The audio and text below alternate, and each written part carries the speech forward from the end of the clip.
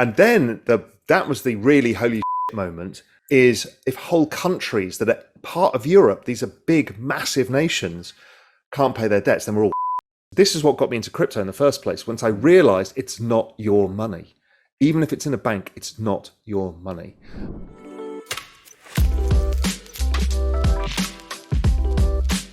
Welcome to Dream Richer. Why do you think all the major investors are shifting away from banks to more decentralized versions of finance? Today, the millionaire investor and popular figure in the cryptoverse Raoul Pal discusses the corruption within the banking and traditional financial system.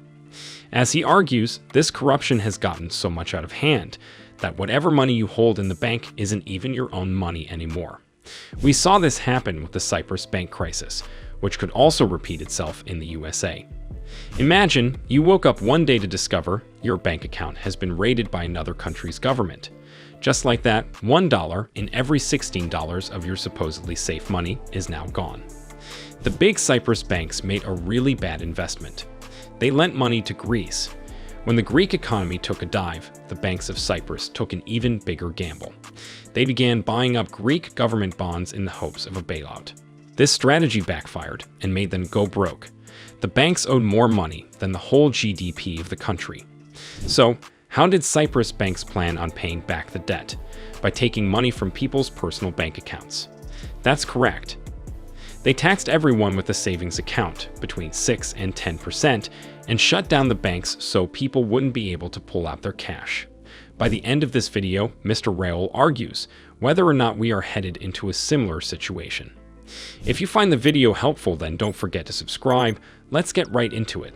So you have the US government, you have the US households, individuals, us. You have corporations, and you have the financial system. Those four are combined are about 300 and something percent of GDP. GDP is the amount of activity in the economy every year in dollar terms, and they've borrowed an extraordinary amount. This is the most indebted the US has ever been.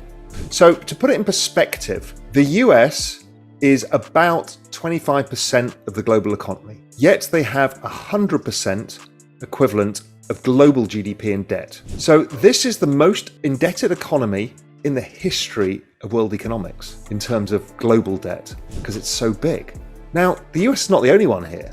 Europe's got massive debts. Japan's got massive debts. So China's got big debts. Everyone's got debts because we borrowed for our future selves. You know, why get enough tax income for the road system I need to build? Why not just issue more bonds and build it now?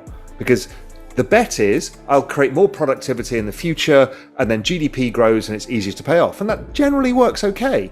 Like the bet that you took is, will my income be able to cover this debt in future? In most circumstances, it is.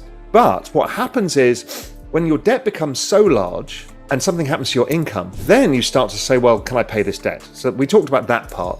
The other part is, well, everything's backed by collateral, as you mentioned before. That's the thing that you pledge when you take out debt. Now, if collateral falls too much in value, somebody taps you on the shoulder and says, that stuff you gave us in exchange for the money doesn't cover the money anymore.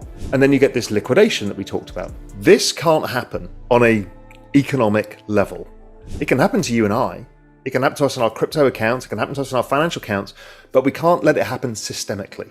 Debt has been a part of United States operations since its economic founding. However, the level of national debt spiked up significantly during President Ronald Reagan's tenure, and subsequent presidents have continued this upward trend. From a public policy standpoint, the issuance of debt is typically accepted by the public, so long as the proceeds are used to stimulate the growth of the economy, in a manner that will lead to the country's long-term prosperity. However, when debt is raised simply to fund public consumption, such as Medicare, Social Security, and Medicaid, the use of debt loses a significant amount of support. Given that the national debt has recently grown faster than the size of the American population, it's not a surprise that this growing debt will take a huge toll on the life of all average citizens. That was the really holy moment, is if whole countries that are part of Europe, these are big, massive nations, can't pay their debts, then we're all because then that's the whole banking system gone, that's the whole system of government gone, that's everything gone.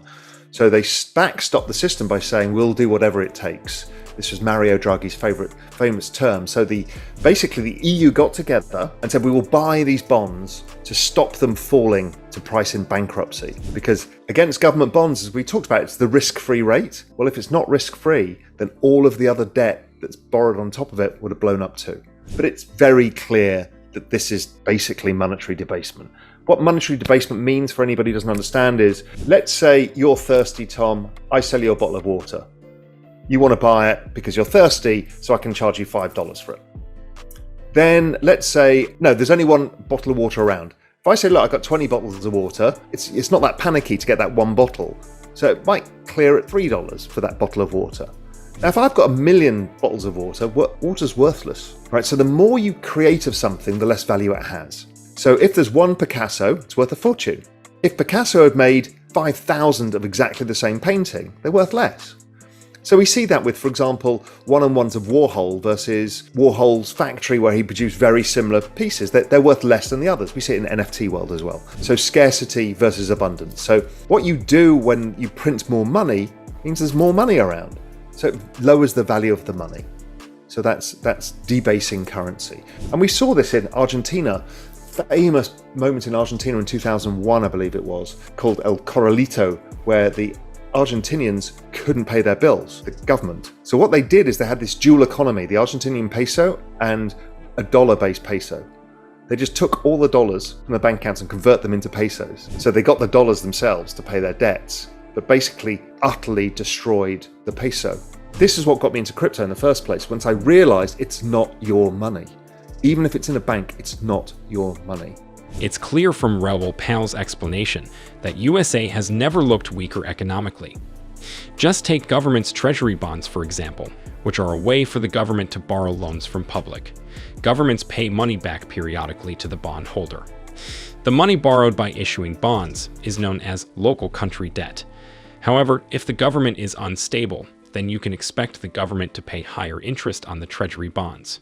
In March 2022, the Feds raised the funds rate by 0.25%, the first increase since 2018. That was just the start. Jerome Powell stated that interest rate hikes would continue until inflation is under control. In the worst case, if USA is unable to pay back its loans, we could see a similar situation to Cyprus, where large sums are deducted from your bank accounts as form of tax. Do you think we could see something similar in future? To learn more about the latest crypto news, watch these videos here.